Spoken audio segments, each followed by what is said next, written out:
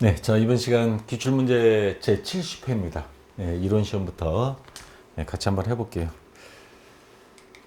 2017년 2월 18일 날 시행이 됐는데, 특별회체가 이제 없어지고, 정식으로 이제 시행이 됐고, 합격률이 32.80이 나왔습니다, 1급이.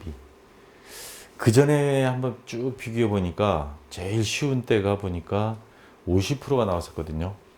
거의 뭐 2급 합격 수준까지 나오다가 그 다음에 조금 괜찮다 봐줄 만한 게 40%대인데 간혹가다 한 번씩 이렇게 30%, 32, 31, 32 조금 운이 없었던 난이도에 있어서 그 다음에 오히려 전산생부 2급보다도 합격률이 적게 나왔어요. 그래서 뭐 어쩔 수 없지만 열심히 해서 이거 뭐 채우는 수밖에 방법이 없겠죠. 두 번 연속 30%대 나왔으니까 이번 71회가 좀 난이도가 쉬웠던 것 같아요. 그러면 72회는 어떻게 될지 아직 모르겠는데, 자, 1번부터 한번 보겠습니다. 일단 뭐 열심히 하는 수밖에 없죠. 제조업을 운영하는 A 회사가 장기 대여금에 대한 대손 충당금을 설정할 경우, 자, 여기에 이제 함정이 있습니다. 조심해야 됩니다. 보통 우리 대손 충당금 설정은 뭐에 대해서 했어요? 2급 회사 매출 채권에 대해서 했죠. 그럼 매출 채권이 아니에요, 얘는. 장기 대여금은. 이것도 돈 빌려줬다가 먹고 도망갈 수 있는 거거든요. 그래서 못 받게 됐다. 거에 대비해서 대손 충당금을 좀 설정해 놓는 건데, 이때 분기하면 원래 매출채권은 차변에 대손상각비 대변에 대손 충당금 하는데, 이런 경우 매출채권이 아니면 기타의 대손상각비라는 영업의 비용으로 설정을 합니다. 이게 핵심이에요.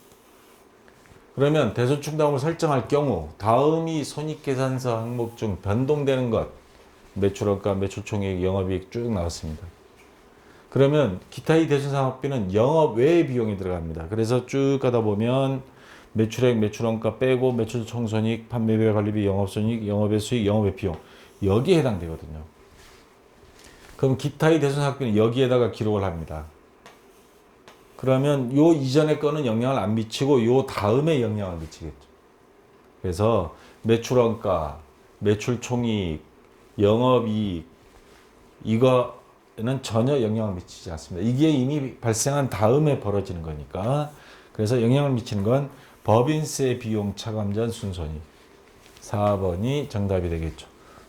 요거 기억이 안 나면 손익계산서 시험 볼 때 항상 이런 시험 볼 때도 프로그램 열어놓고 손익계산서 빨리 들어가서 한번 보세요. 기타의 대손상각비 찾아보고 영업의 비용이다.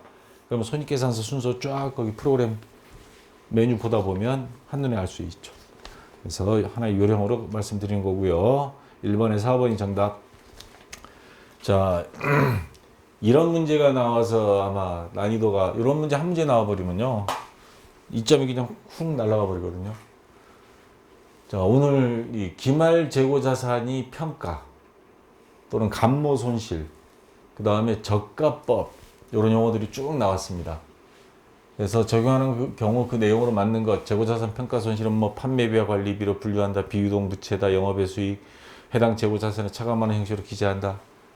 머릿속에 그냥 빙빙 돌죠.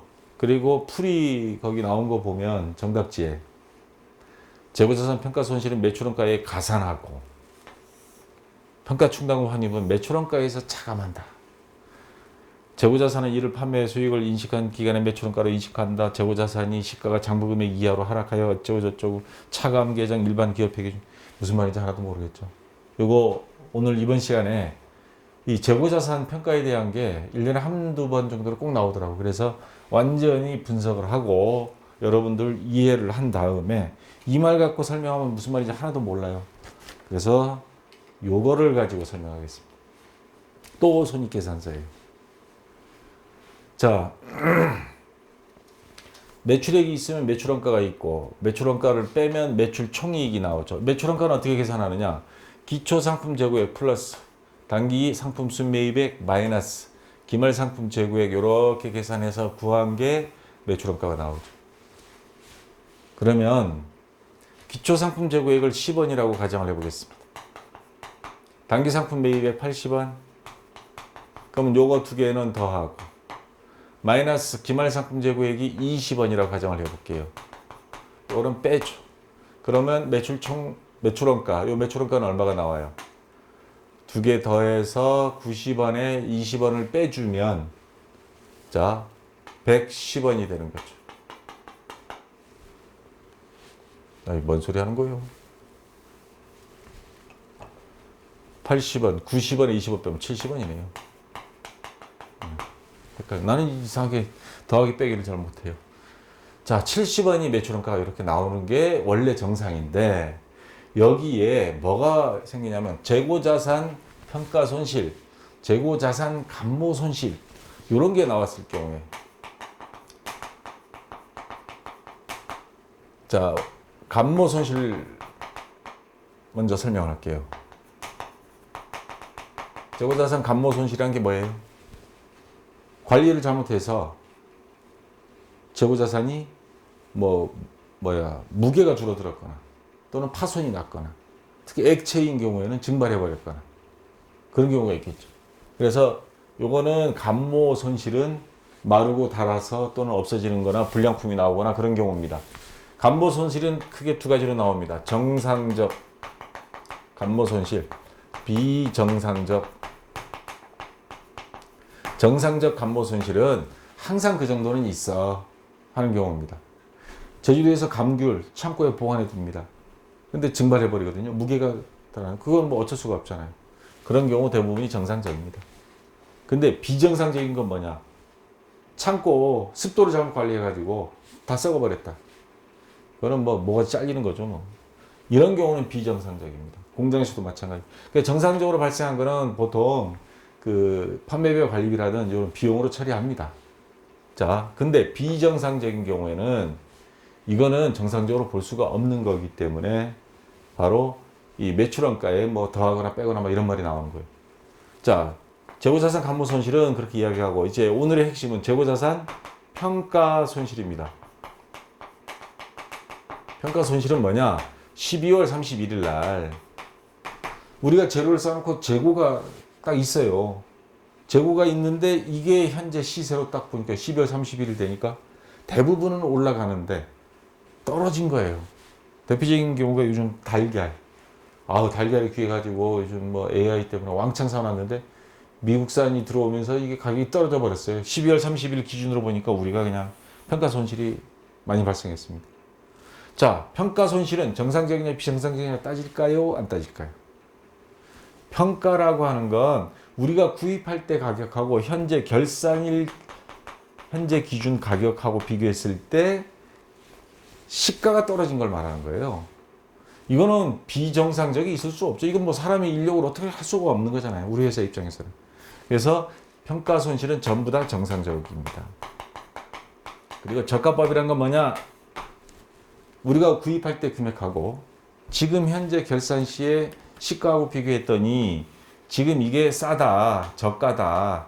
그러면 저가를 기준으로 해라 이 말이죠. 만약에 이게 비싸다. 그러면 원래 구입한 금액으로 그대로. 세금을 적게 내기 위한 하나의 방법이죠. 이게 자산 가치는 가능하면 적게. 이게 보수주의라고 그럽니다. 자산 가치 장부상으로 좀 적게 하면 세금 적게 내니까. 자, 그래서 재고자산 평가 손실은 비정상적이 없고 정상적만 있다. 그러면 정상적인 경우에 자 봅시다. 감모 손실이 생겼어요. 10원이 생겼어. 반씩이나.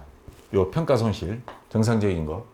그러면 이걸 어떻게 표시하냐면요. 요 자리에 원래 20원인데 요 밑에다가 괄호 해가지고 감모 손실, 평가 손실 10원 해서 요거를 빼줍니다.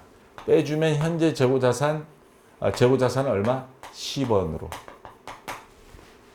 원래는 20원에 사왔는데 12월 30일 결산일 평가를 했더니 10원이 시세가 떨어졌어요.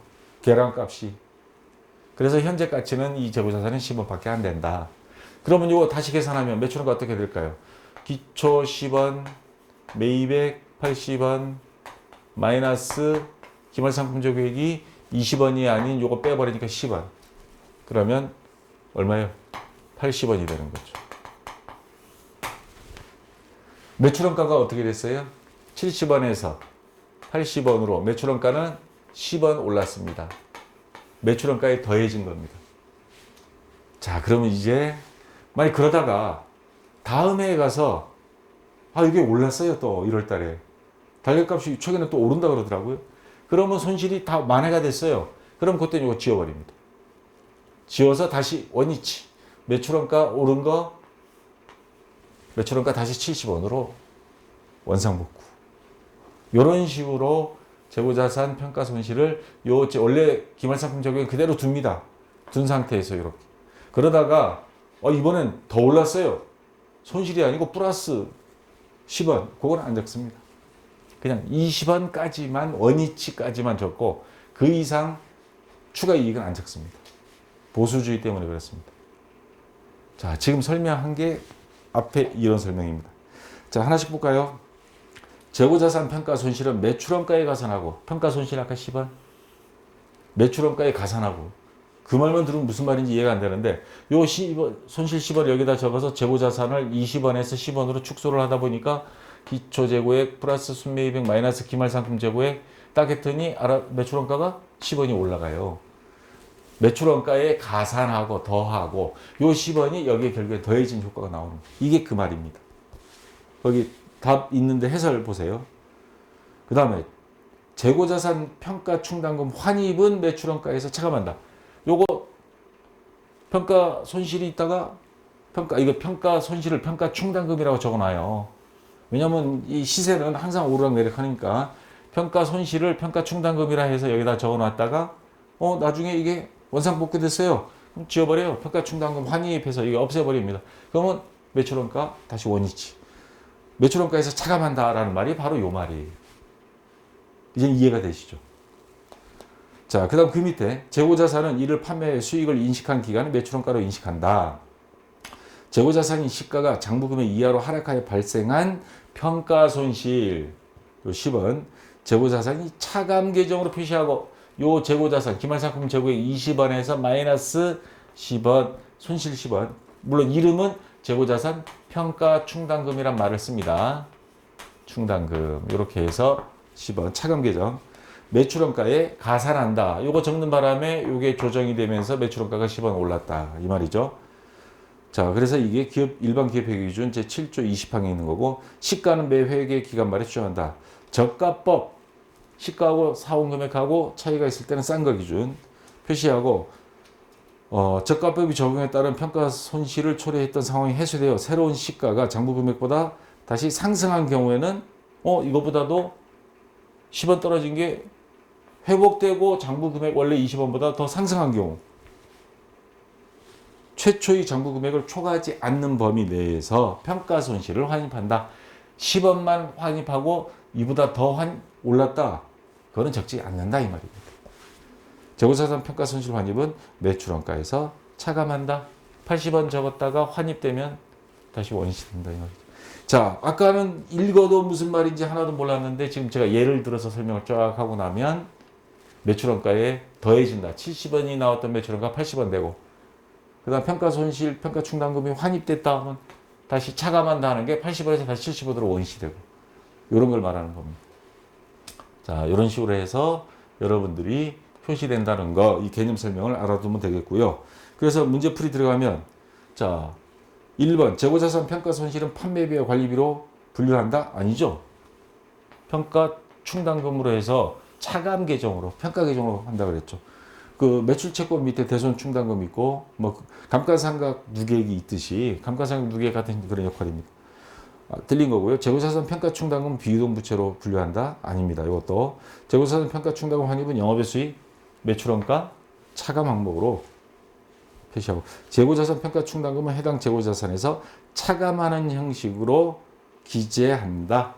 여기서 재고자산금에서 빼서 표시하는 금액으로 자 이렇게 표시한다. 그래서 2번에 4번이 정답입니다. 설명이 잘도 길어지네요. 이번 기회에 어쨌거나 여러분들이 재고자산 평가 손실, 간모손실은 정상적 비정상적 근데 평가 손실은 정상적밖에 없다. 그 다음 아까 이렇게 하는 방법 앞에서 돌려가지고 다시 한번 천천히 보면서 이해만 해두기 바랍니다. 자 됐고요. 3번 문제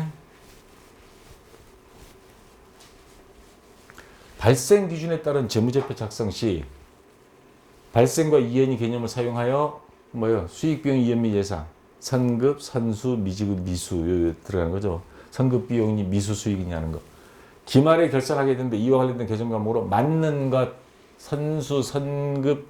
근데 요거는 선급은 뒤에 선급 비용이냐 선급 비용이란 말이 없이 그냥 선급금 돼 있는 거 이건 아니에요. 이건 아니고 선수 수익 1번이 정답이 되는 거죠. 선수 수익, 미지급 비용, 미수 수익 이런 것들이 해당되는 개정 과목입니다. 그래서 3번에 1번이 정답이 되고 자 4번 다음 빈칸에 안에 들어갈 내용으로 알맞은 것 단기 매매 증권 평가 손실 단기 매매 증권 갖고 있다가 이게 주식이 떨어졌어요. 또는 이익이 생길 수 있어요. 그래서 단기 매매 증권 평가 손실은 영업과는 직접적인 관련이 없는 겁니다. 그래서 영업의 비용 또는 영업의 수익 비용 또는 영업의 수익으로 처리합니다. 그리고 영업의 비용 또는 수익이니까 재무제표는 어디에 들어가냐? 손익계산서 들어가겠죠. 매도 가능 증권 평가 손실 또는 이익 이거는 자본 안에 그 다음에 자본금, 자본잉여금, 이익잉여금, 그 다음 자본 조정에서 기타 포괄 손익 누계 항목에 들어가는 겁니다. 그리고 이건 어디 들어가냐? 아까 자본 항목은 어디 가는? 자본 항목은 재무상태표에 가야 되겠죠. 그래서 정답은 3번이 되겠습니다. 자, 이렇게 하면 되고요. 자, 5번 문제. 소프트웨어 개발 회사인 주식회사 항림은 새로운 소프트웨어 개발을 위하여 연구 단계에서 관련 정보의 탐색 비용으로 현금 1억 원을 지출하였다. 올바른 회계 처리. 자, 그러면 이게 연구비냐 개발비냐 그것부터 따져야 됩니다. 보통 R&D라고 그러죠. 우리 사회에서 말하는 연구 개발비를 R&D라고 그럽니다. 근데 연구비는 연구 단계고요. 개발 단계는 어느 정도 이게 좀 자산 가치가 있고 우리 회사에 이익을 가져다 줄 게 어느 정도 윤곽이 잡힐 때 그때는 개발 단계로 들어갑니다. 그리고 시제품 단계가 들어가고 나중에 특허권을 내고 요 순서로 가거든요. 제일 첫 번째 단계가 그냥 연구 단계입니다. 이건 실패할 가능성도 있어요. 관련 정보의 탐색 비용으로 현금 1억 원을 지출하였다. 올바른 회계 처리는 그러면 연구비로 처리합니다. 연구비로 처리하는데 아직은 이게 성공할지 안 할지가 몰라요. 그런데 그럼 무형자산으로 하느냐 판매비 관리비냐. 무형자산은 어느 정도 성공의 가능성이 있을 때입니다. 개발비부터가 무형자산에 들어갑니다. 자, 이 경우에는 판매비와 관리비에서 연구비 1억, 대변의 현금 1억 해서 5번 같은 경우는 2번으로 처리해 줘야 됩니다. 자, 됐고요. 그 다음에 6번 문제. 자, 상품 매출에 의한 매출액이나 매출 환입에 대한 올바른 회계 처리 방법. 우리 매출 애누리 매출 환입 요거는 어디에 나와요? 순매출액 구할 때 나오는 공식이죠. 순매출액 구할 때 총매출액 마이너스 매출 환입 및 매출 애누리. 그래서 순매출액 구하죠. 그래서 1번 매출 애누리와 매출 환입 및 총매출액을 모두 차감한다. 올바른 회계 처리 방법이니까 1번이 정답입니다. 2번 뭐 매출 애누리는 수익 처리하고 매출 환입 외상 매출 차감한다. 이건 뭐 억지로 다 말 만들어낸 거고요. 자, 1번이 정답입니다. 자, 그다음 7번. 제품이 제조와 매출에 관련된 자료가 다음과 같은 경우 영업이익률은 얼마인가? 자, 여기서 영업이익률이다 하는 거는 영업이익률은 매출액 대비 영업이익을 말하는 겁니다. 영업이익을 매출액으로 나누기 하면 영업이익률 퍼센트가 나오거든요. 회사에서 야, 이 제품은 영업이익률이 얼마나 나와? 근데 그 말을 못 알아먹으면 이제 한마디 먹겠죠. 이 제품은 영업이익률이 40% 이상 나옵니다. 그래? 그럼 한번 해봐야지. 그런 말이 나오는 거거든요. 자, 그럼 매출액 100만 원 있어요. 여기 100만 원 있고. 그럼 영업이익을 계산해야 되잖아요. 영업이익을 계산하려면 매출 총이익부터 우선 계산하고 거기에 판매비와 관리비 빼면 되겠죠. 여기 판매배 관리비가 있어요. 그럼 매출 총이익을 계산해야 되는데, 그럼 매출액에서 매출원가를 빼야 매출 총이익이 나오는데, 자, 기초 제품 재고액이 24만 원, 기말 제품 재고액이 30만 원, 그 다음에 단기 총 제조 원가 50만 원, 기초 제품품 3만 원, 기말 제품 3만 원. 자, 여기서부터 들어가야 됩니다. 단기 완성품 제조 원가를 구하고, 그리고 나서 다시 기초 제품 재고액 플러스 단기 완성품 재고액, 완성품 제조 비용 마이너스 기말 제품 재고액, 요걸 빼야 되거든요. 자, 그래서 우선 단기 완성품 제조 원가 요거 가지고 계산합니다. 자, 완성품 제조 원가는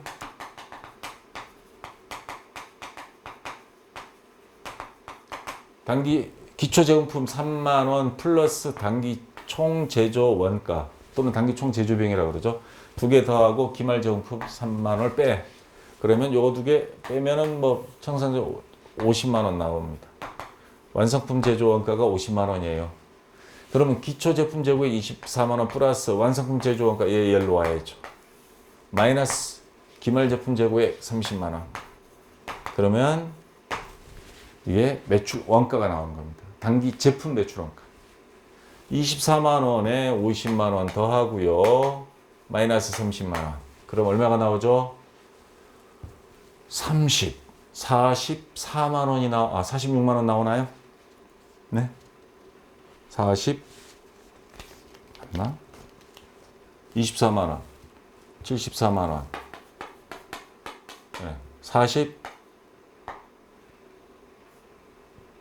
44만 원 나오나요? 네. 자, 44만 원 나왔습니다. 이게 매출 원가입니다. 그러면 매출액에서 매출액 100만 원에서 마이너스 매출 원가 44만 원 빼면 자, 매출 총액이 나오죠. 46만 원 아니죠. 56만 원이죠. 56만 원. 56만 원이 매출 총이익이 나옵니다. 자, 매출 총이익에서 영업이익을 계산하면 판매배 관리비를 빼죠. 이거 16만 원. 여기서 다시 마이너스 16만 원. 그러면 얼마가 나와요? 50만 원. 50만 원의 영업이익이 나옵니다. 그러면 영업이익이 100만 원에서 44만 원 빼고 그러면 56만 원. 내가 이 계산을 잘못했네요. 56만 원에서 16만 원 빼면 40만 원이죠, 이게. 역시 저는 더하기 빼기가 약해요. 자, 영업이익이 40만 원입니다. 매출액이 100만 원. 그러면 40만 원 나누기 100만 원. 몇 퍼센트예요? 40%? 0.4가 나옵니다. 40%. 예. 1번. 영업이익률. 이 정도면 괜찮은 편이에요. 자, 그래서 1번이 정답이 되겠습니다. 자, 계산기 잘 누르기만 하면 되고요. 8번 문제. 재무 보고의 목적이 아닌 것. 우리 보고서라 그러죠. 보고서 그러면 뭐예요? 재무상태표, 결산시, 재무상태표, 현금흐름표, 자본변동표, 손익계산서. 뭐 이런 것들이 들어가죠. 목적이 아닌 것. 자, 요런 등이 재무정보의 제공, 재무제표 작성이라고 그러죠. 이거 맞는 거고요. 아닌 것 찾으라고 했으니까. 그 다음에 투자 및 신용 의사결정에 유용한 정보 제공. 이런 걸 보면서 사람들이 뭐예요? 이 회사 투자할까 말까. 미래 현금 흐름 예측에 유용한 정보 제공. 현금 흐름. 이거 맞잖아요. 현금 흐름표. 그 다음에 경영자의 장기적 의사결정이 성과 평가에 관한 환경적 정보의 제공. 경영자의 장기적 의사결정. 경영자가 10년 플랜, 5년 플랜 해서 그 성과가 나왔냐 안 나왔냐 따지는 거. 그거는 재무보고는 보통 1년 단위로 하고 요거는 재무상태표만 가지면 안 되고요. 다른 뭔가가 있어야 됩니다. 그래서 뭐 5년치면 5년치. 그 다음에 환경적 정보 제공. 요게 재무상태표를, 재무제표를 만드는 기본적인 거는 아닙니다. 이거는 기업평가에 대한 더 포괄적인 개념이라서 목적이 아닌 거 3번이 아닌 게 돼서 정답이 되고요. 자, 9번 문제. 공손이라는 것, 이른바 불량품을 말하는 거죠. 작업을 하다 보면 불량품 나와요. 그래서 그게 또 다시 정상적인 공손, 제품을 생산하는데 불가피하게 발생하는 것, 어쩔 수 없는 것. 비정상 공손은 뭔가 작업자의 실수나 아니면 비효율적 생산 관리로 인하여 발생한 것으로. 그래서 정상적인 공손은 자, 어떻게 하겠어요? 제품 제조 원가 정상적인 비용으로 처리하고, 비정상 공손은 이건 정상적인 게 아니니까 영업 외 비용으로. 그래서 2번 요걸로 처리를 해주는 게 맞습니다. 자, 그렇게 어려운 건 아니잖아요. 정상 공손은 정상적인 거니까 제품 제조 원가에 그정 항상 들어가는 거. 우리가 음식 만들다 보면 뭐 짜투리 남아서 버리는 거 있잖아요. 재료 중에. 비정상 공손은 뭐 실수해가지고 뭐 잘못 만들어 버린 경우. 그거는 영업의 비용으로. 자, 10번. 다음 자료의 원가 행태를 모두 만족하는 것은 무엇인가? 자, 조업도는 계속 증가하는데 원가는 올라가는 게 아니고 일정하게 가요. 이건 뭐예요? 고정비에 대한 거죠, 이거. 근데 여기는 보니까 단위당 원가라고 나왔습니다. 생산량이 계속 늘어나는데 단위당 원가는 이 금액에서 점점 줄어들어요. 대표적인 게 고정비, 그 중에서도 관련 보면 감가상각비, 건물 감가상각비, 기감가상각비, 임차료, 이런 것들은 고정비잖아요. 제품을 많이 만들수록 하나 만드나 100개 만드나 10,000개 만드나 감가상각비 일정하니까 많이 만들수록 하나당 배분되는 원가는 점점 나누기가 돼버리니까 싸지는 거죠. 10개 만들던 거기 집세를 줬는데 10개를 만들다가 20개 만들면 집세에 대한 부담이 각 제품에 반영했을 때 단위당 원가는 점점 줄어들겠죠. 그래서 이런 그래프가 되는 겁니다. 그래서 요거는 2번이 정답되는 겁니다. 반대되는 개념이 재료비가 있고 그 중간에 보면 준변동 원가, 준고정 원가, 그래서 뭐 계단 원가 뭐 이런 말들이 있죠. 자, 11번 문제. 단기 재료 소비액이 일부 누락된 경우 재료비를 적어야 되는데 안 적어버린 거예요. 단기에 미치는 영향으로 틀린 것. 단 제공품과 제품 계정 기말 재고 금액에 영향을 미치지 않는 걸로 보고 재료비를 적어야 되는데 안 적었어요. 그러면 그 재료를 만든 단기 총 제조 원가는 그만큼 재료비가 안 적은 만큼 됐겠죠. 재료비가 적게 들어갔으니까. 그 다음에 그 총 제조 원가가 다시 완성된 제품도 재료비가 빼먹은 거니까 완성된 제품도 감소. 그 다음 그 제품을 팔았어요. 매출 원가. 얘도 보니까 이 원가가 다 비용이잖아요. 재료비라는 비용을 빼먹었으니까 얘도 다 적게 지금 적어 있는 거예요. 그러면 이익은 어떻게 되느냐? 아니, 원가를 적게 적었어. 원래는 100원이라고 적어야 될 원가인데 이걸 재료비 10원 빼먹어가지고 90원으로 했으니까 매출액 마이너스 매출 원가를 100원 적어야 되고 90원 했으니까 당기 순이익은 원가가 적게 돼 있으니까 순이익은 많게 되겠죠. 감소가 아니고 증가가 돼 버립니다. 이거는 반대 상황이 벌어지는 거죠. 그래서 3번이 정답이 되고요. 자, 개별 원가 계산하고 종합 원가 계산에 대한 문제인데 개별 원가 계산과 종합 원가 계산의 차이점을 설명한 것 중 틀린 것.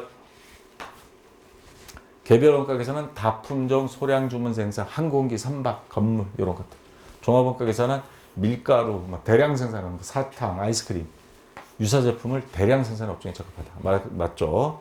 개별 원가 계산은 각 작업별로 원가를 짓게 하나 종합 원가 계산은 공정별로 아이스크림, 똑같은 제품을 대량 생산하는 그런 쪽으로. 개별 원가 계산은 건설업, 조선업 적합하며 종합 원가 계산은 정유, 시멘트 이런 것들에 적합합니다. 개별 원가 계산은 완성품 환산량을 기준으로 원가를 배분하며 종합 원가 계산은 작업 원가표에 의하여 배분한다. 이거 지금 뒤바꿔놨습니다. 완성품 환산량, 월말 제공품, 미완성품을 완성품으로 환산을 해서 완성품 제조 원가를 구하는 거는 그거는 종합 원가 계산이고요. 요 작업 원가표에 하는 거는 이게 개별 원가 계산입니다. 얘네 둘을 바꿔치기 해놨습니다. 그래서 4번이 정답 되겠습니다. 자, 13번. 오늘 새로운 요령을 하나 좀 가르쳐 주려고 그래요. 이런 시험 문제는 사실 제 개인적으로 반대입니다. 이거 암기 과목을 만들어 버려요. 어떤 때 보면 실무에 가서 이거 퍼센트 이거 암기할 필요 없는 거거든요. 일을 하다가 자연적으로 외워지면 좋은데, 왜냐하면 세법이라는 게 항상 이게 바뀌는데, 전산회계 1급은 세법 개정된 거 적용 안 되나요? 그러는데 바뀔 게 거의 없습니다. 전산세무 2급부터 많이 바뀝니다. 근데 간혹가다 이런 문제가 1급에 튀어나와요. 다음 관로에 알맞은 금액은 직전 수익 금액이 10억 원 이하인 음식점을 영위하는 간이과세자가 아닌 개인 사업자가, 말도 어려워. 개인 사업자인데 10억 원, 연매출 10억 원 이하 음식점을 운영하는 개인 사업자가, 이런 말입니다. 음식물을 판매하고, 식당에서 뭐 음식을 판매하고, 신용카드 등 매출 전표를 발행하는 경우. 요즘 식당에 가면 다 그거잖아요. 5,000원, 6,000원짜리 뭐 설렁탕도 다 그어버리잖아요. 근데 이런 사람들이 영세업자잖아요. 힘들어요. 거기다 신용카드 수수료, 신용카드 회사에 줘야죠. 세금은 세금대로 다 드러나요. 근데 돈 많이 버는 무슨 전문직, 의사, 뭐 변호사 이런 사람들은 어떤 뭐 우모씨 뭐 검사 출신은 보니까 뭐 1년 사이에 뭐 몇십억 빌딩 하나 사대요. 세금은 다 숨기고. 자, 부가세법상 신용카드 발행, 그래서 이런 사람들 위해 부가세법상 신용카드 발행 금액이 관로 몇 프로에 상당하는 금액을 연간 500만 원을 한도로 납부세액, 내야 될 세금에서 빼주는 거니까 이거 큰 겁니다. 세금 2천만 원 낼 건데 500만 원을 빼주면 어디예요? 자, 근데 몇 프로를 해주느냐? 발행 금액, 매출액의 몇 프로?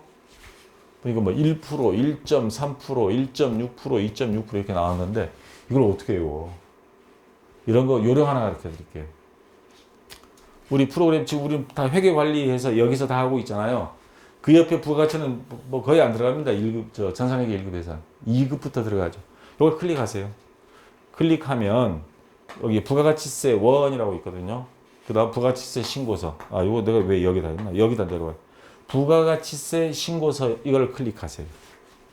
클릭하면 이런 메뉴가 떠요. 여기 정답이 있습니다. 여기 안에 가보면. 정답을 거저 먹기 이런 거 가르쳐 주려고요. 부가치세 신고서 이렇게 들어가서 여기 쭉 보다 보면 공제해 주는 게 있어요. 경감 공제. 아까 우리 공제해 주는 문제였잖아요. 그래서 경감 공제인데 뭐에 대한 공제냐면 신용카드 등 발행 금액 공제입니다. 신용카드 매출 전표 등 발행 공제. 여기 다 똑같은 말로 있습니다. 번호가요 19번이에요. 그리고 여기 이 금액은 뭐 신경 쓰지 마세요. 날짜 1월 1일부터 뭐 3월 31일 아무 날짜로 넣어도 돼요. 날짜는 상관없습니다. 퍼센트가 몇 퍼센트인지 우리가 커닝하려고 그러니까. 여기다 놓으면 안 나타나요, 처음에. 근데 요 위에 메뉴에 보면 뭐 쭉 보면 작성 방법 켜기 있습니다. 요거를 클릭하고 커서를 여기 금액란에 딱 클릭하면 작성 요령 해가지고 나타납니다. 물론 다 본 다음에 뭐 그냥 닫아버리다가 아니 그 다음 끄기가 나타납니다. 끄면 꺼지고 작성 방법 켜기 하면 개인 사업자로서 소매업자, 음식업자, 숙박업자, 부가가치세법 시행령 어쩌고 저쩌고 해서 금액란은 신용카드 매출전표 발행 등과 전자화폐 수취 금액을 세액란에는 그 금액이 1000분의 1.3 1000분의 13 1000 이렇게 있어요. 그러면 이거 퍼센트로 뭐예요? 1.3이라는 소리죠. 1.3%예요. 해당하는 금액 연간 500만 원을 한도로 기재합니다. 단 직전 연도, 전년도 매출액 10억 초과하는 개인 사업자는 적용한 식당 중에서도 대형 식당들 10억이면 얼마 한 달에 8천만 원 이상 한다는 소리인데 그거는 뭐 영세업자가 아니죠. 그래서 영세업자에 해당된다 그러면 1.3% 매출액의 1.3%를 해준다. 여기 답이 있어요. 요거 그냥 잠깐 이거 클릭 날짜 딱 입력해서 엔터 작성 방법 켜기 금액 클릭 딱 하면 여기 요런 퍼센트들은 요거 다 나와 있습니다. 이거 누르면요 작성 방법 다 나와 있어요. 전산세무 이익감은 요거 할 거예요. 그래서 요걸 가지고 딱 와서 이제 여유 있게 이렇게 딱 체크하고 정답 이거 틀린 사람 많을 거예요. 근데 요런 거 암기하는 건 나는 권하지 않습니다. 일하다가 자동으로 외워지면 좋고, 근데 매년 법이 바뀌어요, 또. 자, 1.3% 이런 식으로 이런 거는 커닝 해버리세요. 이런 문제는 내서도 안 되는데 지금 냈고요. 예. 14번. 다음 중 부가시세법상 세금 계산서 발급 의무 대상자가 아닌 것. 세금 계산서 발급하지 않아도 되는 업종이 어느 거냐면 직매장 반출을 제외한 간주 공급, 간주 공급이라는 거는 뭐예요? 우리가 판매는 아닌데 누구한테 줘서 거의 뭐 매출로 볼 수는 있다. 근데 돈을 받은 게 아니라 그런 경우에 세금계산은 근데 매출로 잡는데 세금계산서 발행은 안 합니다. 그냥 간주 공급으로 해서 처리합니다. 그래서 세금계산서 발급 의무가 발급할 수 없는 거고요. 부동산 임대 용역 중 간주 임대료 전세로 집을 사무실 빌려줬어요. 그럼 뭐 이거를 월세로 환산을 해서 간주 임대로 잡는데 그러니까 세금계산서 발행은 안 합니다. 일반 과세자, 그다음 4번부터 할게요. 3번. 일반 과세자로서 전세버스 운송 사업을 영위하는 자. 여러분들 전세버스, 제가 학교 다닐 때 수학여행 업무를 하면서 전세버스 회사 차량 딱 계약을 하면 막 이것저것 날라옵니다. 사업자 등록 중에요. 이 전세버스가 몇 년 된 버스다. 전세버스는 뭐 기한이 있더라고. 몇 년 이상 안 되고 뭐 어떻게 수리했다라는 것. 그 다음에 세금계산서 딱 날라와요. 요거는 세금계산서 날라오는 겁니다. 세금계산서 발급이 되는 거고요. 그 다음에 면제 대상이 아닌 것 그러니까 이거 세금계산서 발행하는 전세버스는 세금계산서 발행하는 게 맞습니다. 그러니까 면제 대상이 아닙니다. 3번이 정답이 되고 얘네들은 발행할 수가 없어요. 이거. 그 다음 미용업 또는 목욕탕 경영하는 자가 공급하는 용역은 세금계산서를 발행해야 되느냐 말아야 되느냐. 한번 여러분들 미용실 가서 머리 자르고 계산서, 세금계산서 한번 달라고 한번 해보세요. 이거 계산서 안 주면 돈 못 준다고. 아마 머리털을 다 뽑아버릴걸요. 목욕탕 가서 세금계산서 달라고 한번 해보든가요. 이 계산서 발급 의무 대상자가 아닙니다. 간주자가 들어가면 아니에요. 그것도. 아니에요. 근데 전세버스는 여러분 회사에 근무하다가 야, 전세버스 하나 예약해놔. 예약하면 세금계산서 받아야 됩니다. 면제 대상 아닙니다. 그래서 3번이 정답이고요. 5번. 영세율. 뭐예요? 0%에서 실적으로 세금 안 걷는 걸 말하는 거죠. 부가세. 영세율 특징이 아닌 것. 수출업자의 자금 부담을 줄여서 수출을 촉진하기 위한 거. 뭐 맞는 거죠. 사업자의 부가치세 부담을 완전히 면제해 준다. 실질적으로는 그 면제와 같은 거죠. 부가치세 제로니까. 국가가 이중과세. 우리도 세금 내고 또 저쪽에서도 수입 뭐 관세 물려버리고 그러면 상호간에 보호무역지 지금 트럼프가 하는 식이 돼버려요. 저소득층이 세부담 역진성을 완화한다? 부가가치세에서 0%는 국내에 판매되는 물건이 아닙니다. 간접 수출 대행업체를 맡겨서 외국으로 나가는 경우죠. 이 비슷한 게 또 직수출 있고. 근데 이거는 저소득층의 세부담 역진성을 완화한다? 세금 부담을 줄여준다는 거거든요. 이건 면세에 대한 설명입니다. 대표적인 게 생활 필수품. 여자들 같은 뭐 생리도 들어가지만 병원, 그 다음에 도서. 여러분들 교재 같은 경우 부가세 안 들어 있습니다. 부가세를 받을 수도 없고 청구해서도 안 되고 받지도 못하고. 자, 그래서 세금계산서 달라는 사람이 있어요. 부가세를 안 받는데 세금계산서를 어떻게 이걸 못 끊어요? 현금 영수증은 되는 거죠. 자, 요거는 면세에 대한 것들입니다. 면세업자에 해당되는 경우는 세금계산서 하고는 아무런 이 영세율하고는 아무런 상관이 없는 겁니다. 그래서 15번에 4번이 정답이 되고요. 자, 좀 합격률이 저조한 이유가 문제가 조금 비비고 나왔습니다. 아마 실무시험도 그런 문제들이 좀 있겠지만, 자, 한번 프로그램 좀 쉬었다가 프로그램 설치하시고, 차분히 여러분이 먼저 한번 해보세요. 그리고 나서 내가 왜 어디가 뚫리는지 비교해 보시기 바랍니다. 자, 수고했습니다.